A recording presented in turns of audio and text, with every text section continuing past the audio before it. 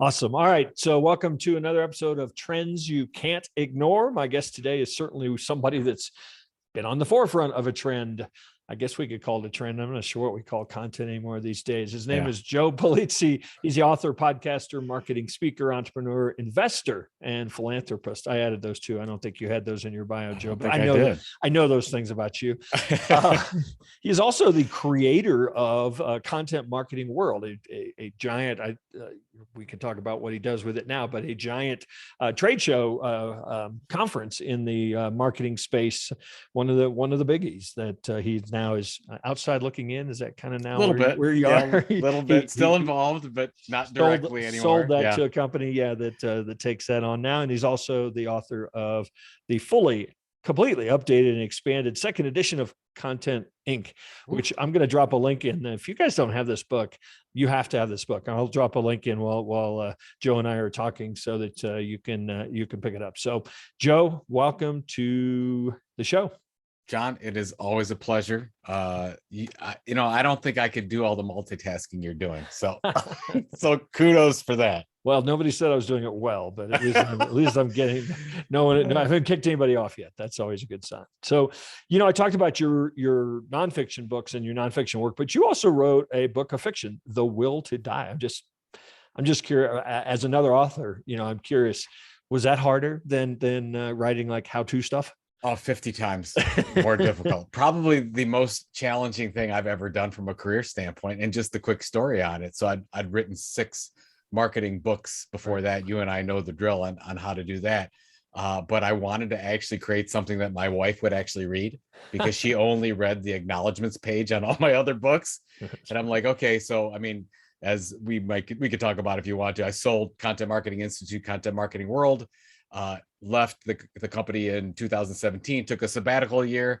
And I said, I am going to write something that my wife will actually read. So it took me about, a little bit more than a year.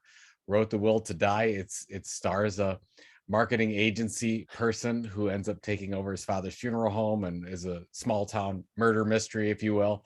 And she actually liked it. And I said, is it good enough to publish? And she said, yeah, it needs a little bit here or there. And I went through the whole process, John, and did the editing or whatever, and published it in as an audiobook first, but officially the launch was March, the first week of March in 2020. We had the book signing party, and then everything shut down. Oh, funny. So it's just crazy, but it did very well, and I'm glad I did it. But man, was that very, very challenging to do. Yeah, I would like to do it. What author wouldn't write a novel, right? But anything I would write, especially if there was a business topic to it, would come out so hokey. That'd be the part that dialogue and things like that. We don't have to do that as business writers. I know, but it was so fun trying. You get to a point, and you've talked about this before, where you really want to challenge yourself. Personally and professionally. So I'm like, okay, we're going to give that a shot. So I probably won't do it again. Let's dive into the content topic. Let's set the table, because I think this is a trend in and of itself. What's the premise of Content Inc., the book and the concept? Content Inc. I wrote the first version in 2015, as you know, John, and updated it after this whole pandemic thing happened. And what we see is this whole this idea of content creator becoming a content entrepreneur, which I think is the biggest growing business category, if you will, for entrepreneurs to start businesses. It's the idea that you build an audience first. You don't launch with a product. And it's very hard for people to get by that, because we always have a great idea of launching something. But what we're seeing right now is this new model. It's like a mini media company where you spend 9, 12, 18 months, you build that minimum viable audience, and then you launch multiple products, services, and revenue paths from that. And Content Inc. is kind of the story of how that's done. And in 15, it was sort of my story. And now in 21, we added hundreds of case studies from every industry and every part of the globe, so people could see that this is actually a thing. And this is something that is not just a hobby anymore, not just, I'm going to do blogging, or, can you make money off of TikTok and all those things? And the answer to everything is yes. And there's a process and a way to get there. I mean, how does it differ from somebody? Because I I put my first course online in about 2003. So I was selling a product that was essentially content. I mean, how does it differ from what we've been doing for a while? It's actually not that much different. I think we just know a lot more what's going Right. on. Like we just did a study on the content entrepreneur, which is basically the idea of the content creator that's not doing it as a hobby. We're actually trying to build a business. And we found out that on average, it takes 9 months to get the first dollar. It takes 18 months until you actually hire subcontract out to somebody. And it takes 26 months to actually have a full-fledged business where you're profitable. We didn't know that information before. We didn't know half of what we were doing. But what stayed the same is interesting is that everyone is still in this flight to email. Like when you talk to a lot of influencers out there, oh, they're getting on TikTok or YouTube or podcast or whatever, but it all comes down to, in the end, own platforms, controlled platforms of some kind. It comes down to a blog or a website that I can own. It comes down to an email newsletter, or it comes down to a membership site. And now, we're getting into creator coins and social tokens, which we can talk about that if you want to, but we're moving up the subscriber hierarchy. Back when you and I started, we only had a couple of options, but the key is to stay the same, is to focus on one platform first. And that's what we see. You build that audience there. You don't go into 5 to 6 things at once, like some of these hobbyists do. And then once you build that minimum viable audience, then you can go ahead and diversify. And also you want to generate, and you've done this really well for the last 20 years, you want to generate many, many different types of revenue opportunities. The average for a successful content entrepreneur is a little over 4. At Content Marketing Institute, we had about 7 or 8 different revenue lines that we were focusing on. And I think a lot of people forget that we're trying to be like Amazon here. Diversify yourself just like you would a stock portfolio. And so I think it's maybe the biggest thing to wrap this up is there's more opportunity. It is harder. There's more content creators out there. There's more clutter out there, but there's more opportunity to reach an audience directly if you focus on what we call a content tilt, and that's your differentiation area. Yeah, and it's interesting that in the last probably 5 years, particularly, all these little micro platforms like Patreon and things, have cropped up and really made it easy for people to go, I think, into even narrower niches, maybe with their content. And so you jumped ahead, and I was going to talk about content entrepreneurs, the creator coins, and because I think it's not just. So we've got the audience, we've got the actual content, or the medium for which they get the content. Well, now we've got the whole payment, landscape, which is just, used to be. I mean, my first course I mentioned, people sent me a check in the mail. Isn't that crazy? I know. Obviously, I know it's painful sounding, isn't it? I went to credit cards, and then, obviously a lot of the electronic transfer things, gosh, what's the one, obviously PayPal, what's the one? Venmo, Venmo, those kind of things come across. But now this is, I think I'm jumping ahead here, but you mentioned it. This whole idea of creator coins, creating your own currency, or cryptocurrency as it really is, but as a way for people to pay you in a currency that you create around promoting your content. I mean, it's kind of mind blowing, isn't it? It's funny. I heard about them in October of 2020. And as we launched a new company, as you know, called The Tilt, it's focused on this idea of the content entrepreneur. And as we were gearing up to that, I'm like, well, what if we actually created our own currency and use that, not just as more of a utility membership structure, and I can go through some of the detail, but I found out about it in October, and I started looking at different sites, and because I didn't want to do this, and I don't want to get too geeky and into the blockchain or anything, but I didn't know how to do this. I wanted to make sure, there was somebody that knew what they were doing, and talked to a couple different groups, and then found rally.io, which basically I think as of today has about 177 creators on the platform. You have to go through this application process. Well, we got approved in March. We came out with our currency. It was like 36 cents at the time. Now I think we're at about $26 or $27. So the early people into that are able to do, yes, you can talk about the price, but I don't like to talk about the price. What we really want to talk about is the things that you can do with that. Right. So as we roll out our business model, We have all time. They can buy merch with it. They can buy training and education with it. What I love is I can integrate it just like a loyalty system, John. So basically, if somebody signs up for the Tilt newsletter, they get $5 and they get that in coin. If they refer somebody to the newsletter, they get another $5. We have one reader that's generated more than $1,000 in currency because of all the referrals that goes on. So, and then we have a Discord server, which is a little community online where you can activate different levels. So basically, if you have 20 Tilt coin and you own that, you hold that, then you get different levels of VIP experience. We do report drops and exclusives and all kind of things that you do, but we do it through the coin. I never thought that something like this was going to happen, but now, as we've moved from, we talk about in the book, it's like, okay, you build a loyal audience, you can sell sponsorships, you can do events, you can do subscriptions, you can do affiliate program, a lot of the stuff you and I have both done. You could launch products, you can launch services, all those things. But then you have, I don't think cryptocurrency is another blob there. I think it's a whole different model where you can sell all the same things, but do it in your own currency.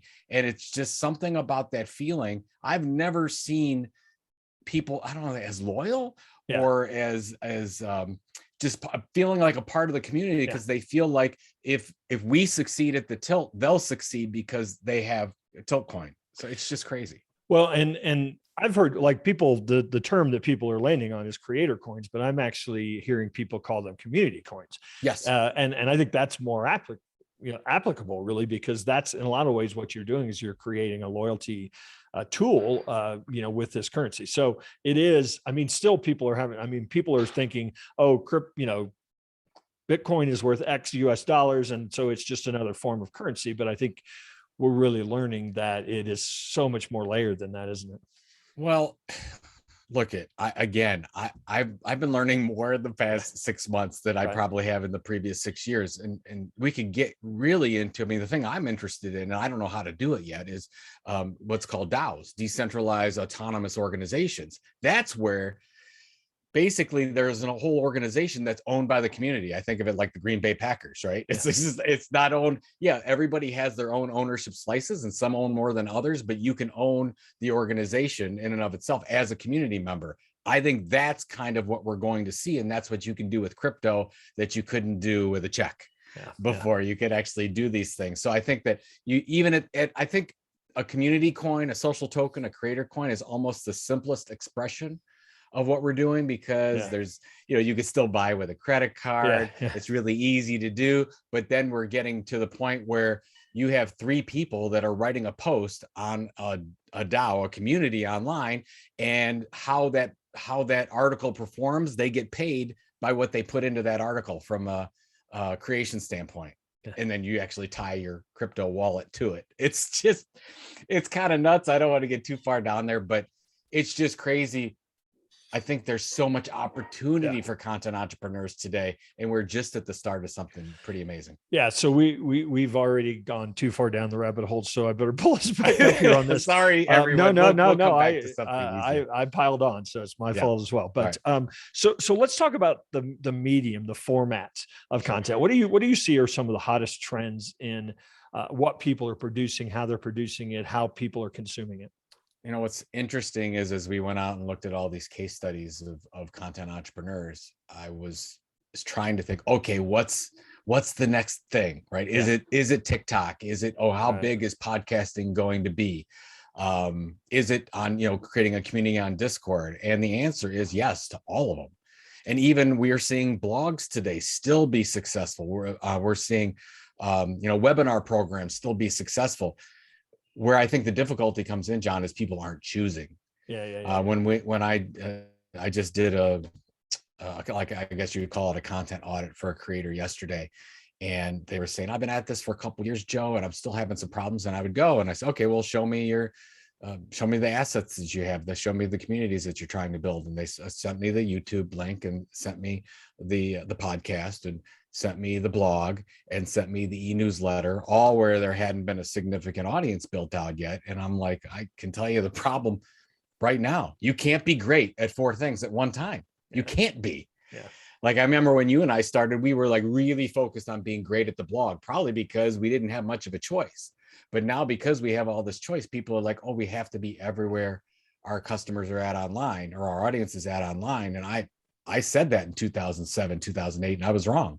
No, you don't have to be there anymore. You should be everywhere where you can be amazing and be relevant and really build a community. So doesn't mean you can't do those things later, but see, that's where we're having the difficulty. So yeah, we in the book we cover some great garden Marcus is a great case study on TikTok, and accidentally Wes Anderson, my friend Wally Koval, did a great job having a best-selling book by putting out one Instagram post every day. He did that for 18 months, built an audience of over 1 million people, and now he's launching a multi-million-dollar enterprise. But he focused on just Instagram and doing that well. So I guess my advice to everyone on here, if you're struggling, I would look at maybe you're on too many platforms, and it would be serve you well to kill a couple of those, or just use those as listening channels, customer service channels, whatever, and come back and say, I'm going to be great. You know, do what Warren Buffett and Bill Gates always said. Number one thing to their success was focus. So focus on something you could be great at. And that's what we're seeing in the trends. And you're just seeing more and more avenues open up where creators create find their content tilt, find their differentiation on Twitch or on TikTok or YouTube or whatever it might be. And I think the practical side of that too is that every single one of these platforms has gotten more complex. The units of media, the stories, reels, whatever they're going to throw in it, and they're going to keep getting more complex. So I think that makes that advice not only not only useful advice, it's just downright practical. Now you said you can't be good at multiple things. Well, now you really can't be good at multiple things unless you've got a whole team. That's right. I mean, there are agencies that are basically building TikTok teams and Instagram teams, because nobody can really master them because they change, on a weekly basis. I was talking with Wally Koval on Instagram, and he was telling me all the different things he has to do on Instagram after every post to get found. And it was like that. I couldn't believe how challenging it was. It seemed so much more challenging than writing a keyword headline and doing certain things so Google finds you. But it's a whole nother thing because it has its own search engine optimization component. It has its own shareability and its own influencer program just there.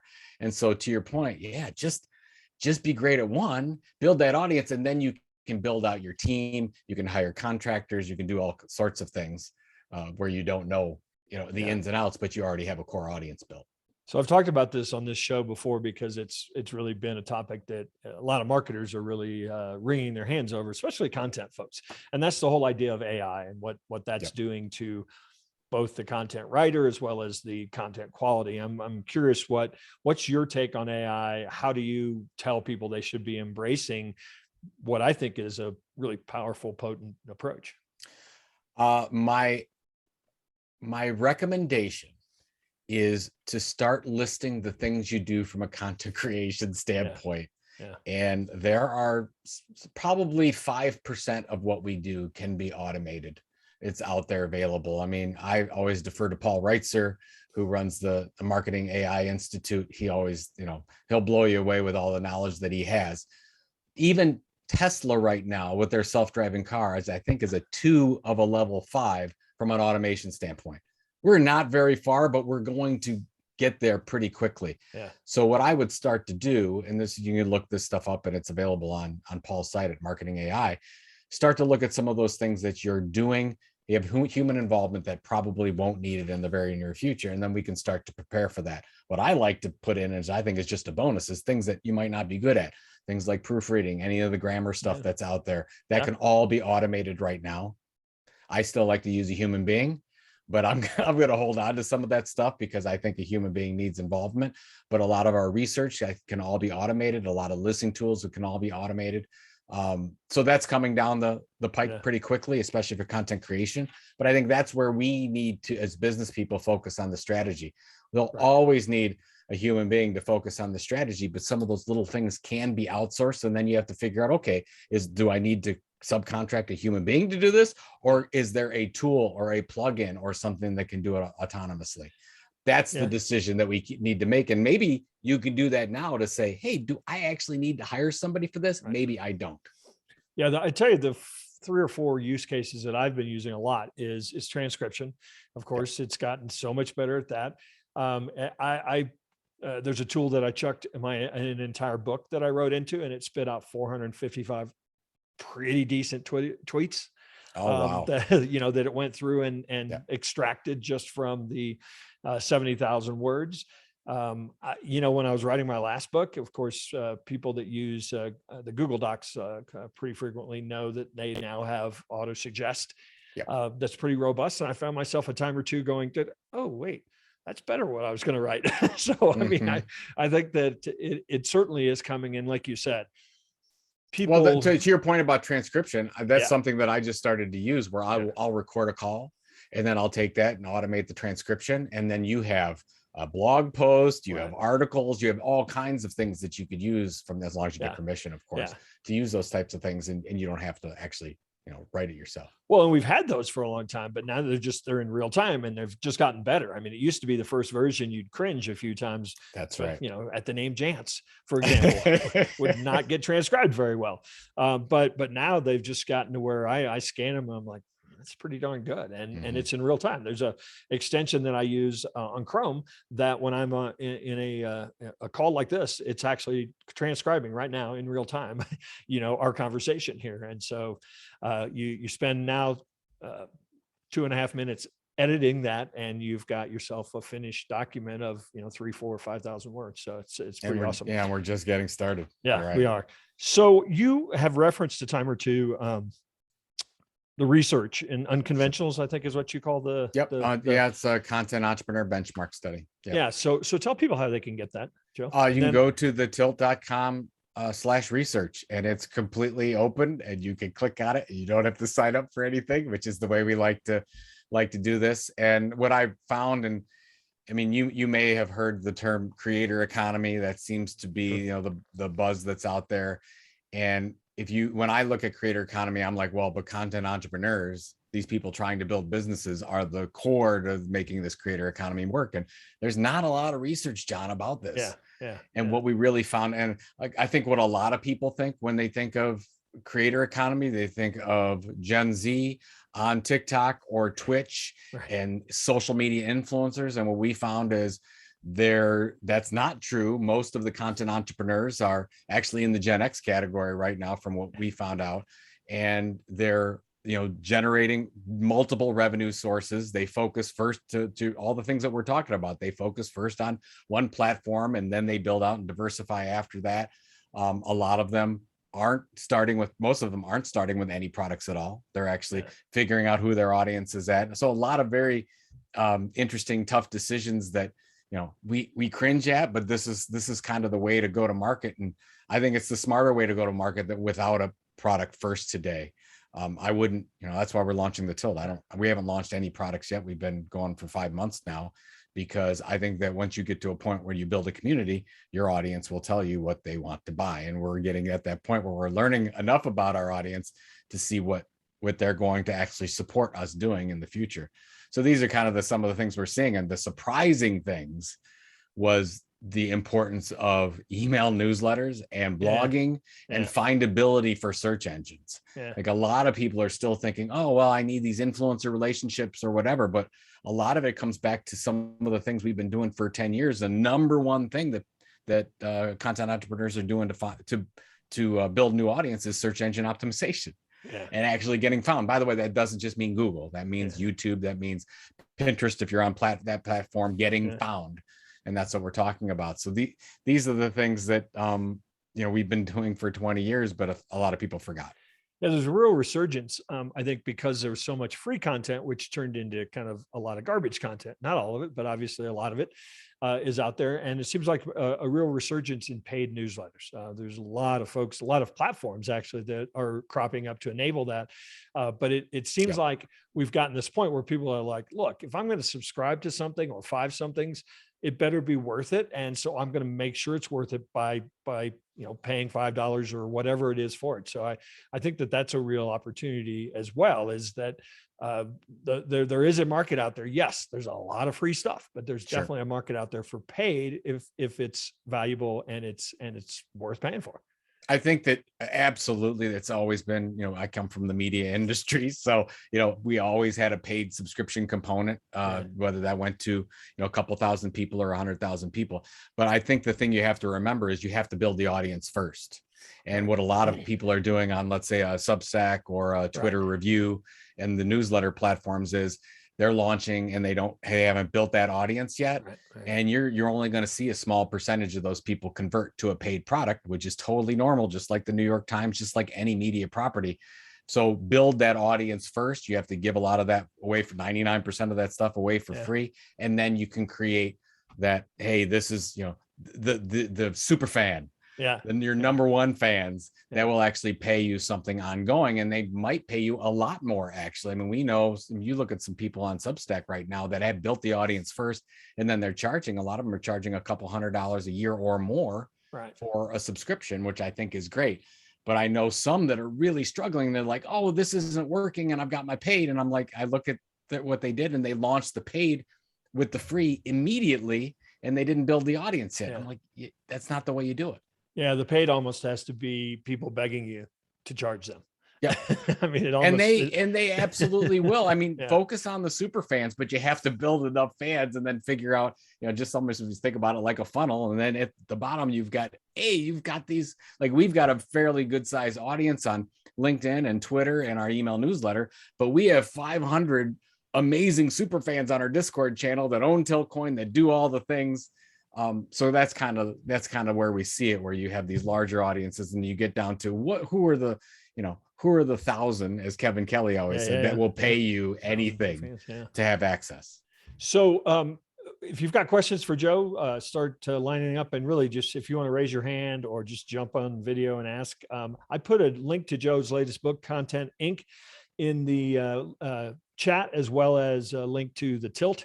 Pretty easy to find, but either one of those places you can go. And so, Stu, you're up. You want to ask a question for Joe?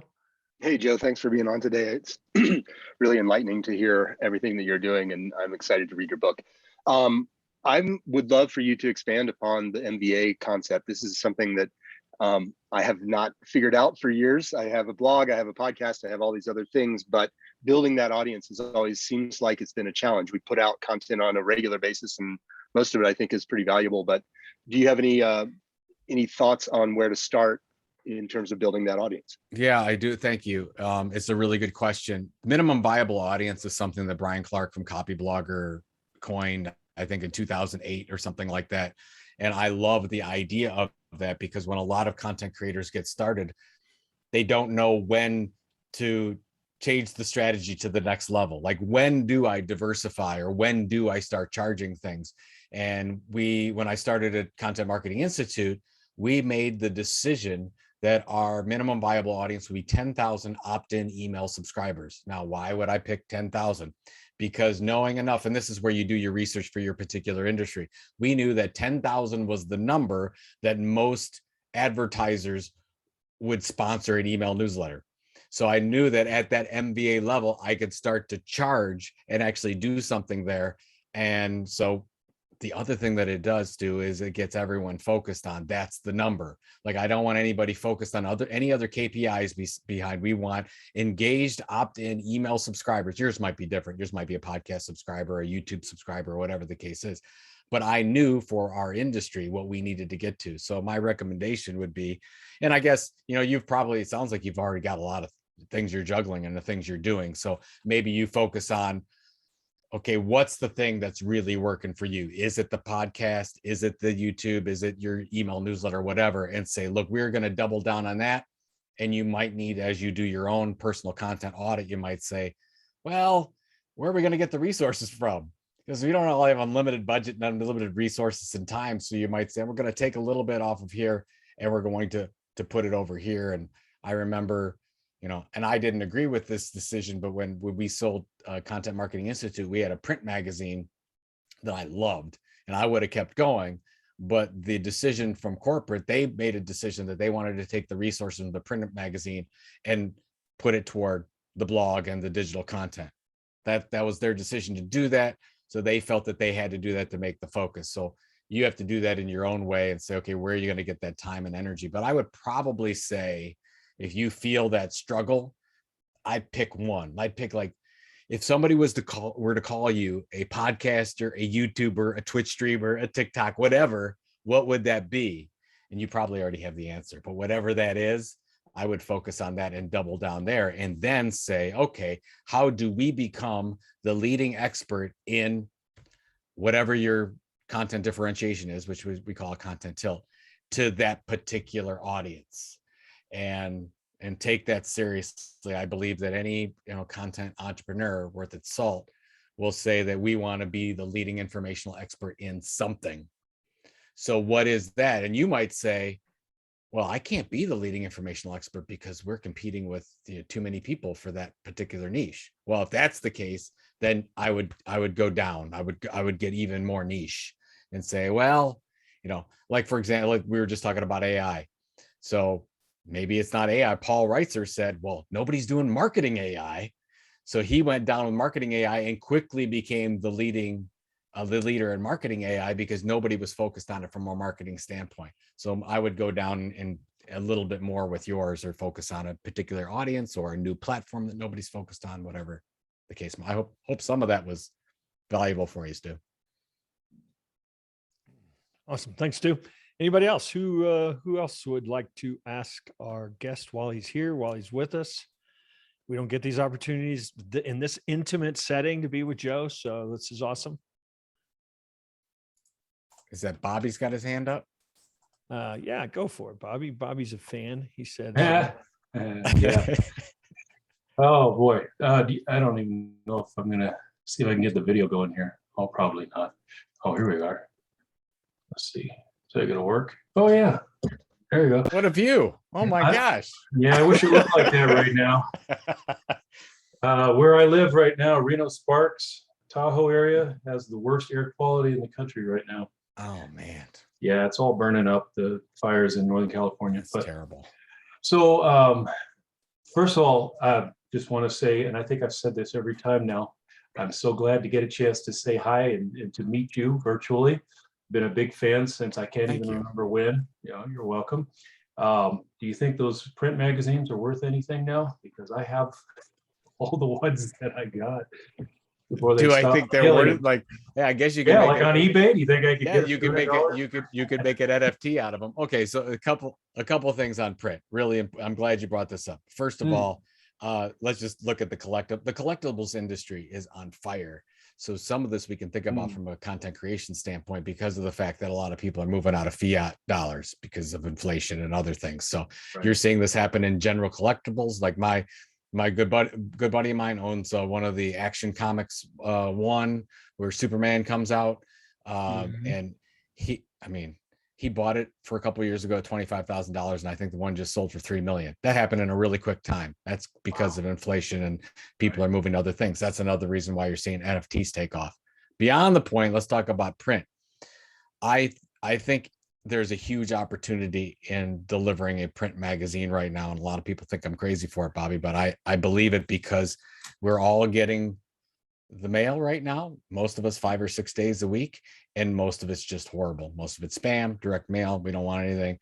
So you have an audience right there that you have their attention. It is much easier to get the attention of somebody in print than anything that you could do digitally today. So if I was trying to, and actually we're thinking about that for our business. I haven't told anybody because I thought they'd laugh at me, but I've been thinking about launching another print magazine like we did in 2010. Which was still laughed at then because everyone was closing their magazines up. But we went out, we did the work, we got the addresses, and it worked out really, really well. And we were able to get in front of some chief marketing officers that we never would have before. So that's, depending on what industry you're in, everyone here, there is an absolute opportunity for even for a quarterly magazine, and it doesn't have to go to a lot of people depending on who your audience is. But if you have a wonderful print experience, again, that's a lean back experience where people are looking for the questions to ask, not the answers that you can get on Google. That's what I love about print. So I do think, kind of like vinyl did, where vinyl hit that bottom a couple of years ago, it started to make its rise up. I think you're seeing the same thing with print from a content distribution standpoint. I think you're going to see a lot of very innovative companies get back into it. And if you need a data point for it, look at the money that Walmart and Amazon are spending in the last year and will spend this year on catalogs. They're not going digital with their catalogs. They have Amazon is coming out with a huge print catalog. So they got the #1 digital company in the world that's spending a lot of money on a print catalog. Did not know that. Real quick, if I can, and this kind of tags on to what Stuart asked or what you had suggested to him. If we could niche it down a bit, so someone who is a consultant / coach wanting to have that one content medium platform that they can excel in. Sure. Given that occupation, if you will, what comes to mind for you as a good content platform? I mean, blogs, webinars. Yeah, it's funny. I just did a presentation for a bunch of agencies on, it's called Build to Sell. It was on how you can create more value in your agency and your consulting business. So if you wanted to sell, you'd get more money. And what I was talking, and a lot of them were doing fairly well on YouTube, and a lot of them were doing well on podcasts. A lot of them were doing email newsletters. I think that it depends on what you enjoy doing, what you have a passion doing, what you're good at. So I'd look at those things. And then I would also look at, where your audience is at. They're probably doing all those things from that. So I could tell you anything. If I'm going to choose, I'm looking at podcasting and email newsletters. Yeah. As sort of because I've got more control over those. Yeah. So that if you come up with let's say you come up with a really good niche podcast, that most of your audiences are listening to podcasts, or they're more and more are listening to podcasts every day. Come up with something that nobody's doing as well, then partner with a lot of podcasters out there to get the word out, because that's how you market a podcast. You market a podcast through other podcasts. You market an email newsletter through other email newsletters. You market a blog through other blogs. A lot of people forget that. So you do those things. So pick that one and then market those areas. Yeah, that's the thing that, as we do the research and we learn more of these things, a lot of people say, oh, no, I've got this podcast, but I want to promote it on this e-newsletter. I'm like, well, that's fine. But if they're already listening to audio, it's like, if you want to sell more audiobooks, then you make sure that you have something that there is right there. So I would actually, buy promotion on other audiobooks as you go forward. So, or podcasts. So I would focus on that, Bobby, and see if that works for you. And then also, when you get down the road, then you can figure out, okay, you've got consulting and coaching, and then you get into these diversified revenue opportunities. Once you build that channel, then you can raise the value of your enterprise. Right. Well, thank you very much. Appreciate you. Got it. Absolutely. Awesome. Thanks, Bobby.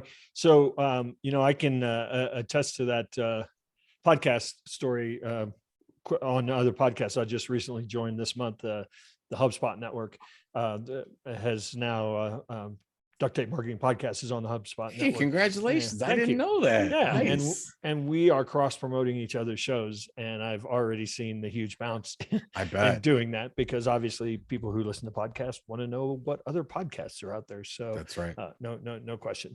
Okay. We're going to wrap it up, Joe. I'm going to let you go. I appreciate you stopping by. I appreciate everybody's participation in the audience, and we have recorded this and it'll be up on the YouTube channel. Obviously, those of you in the network, we share it in Duct Tape U as well. So, Joe, always great catching up with you. I think I'm going to see you in Cleveland, right? In a month. Let's just count on it. I'm going to see you at Content Marketing World in Cleveland. You got it. Awesome. All right. Take care. Thanks, everyone.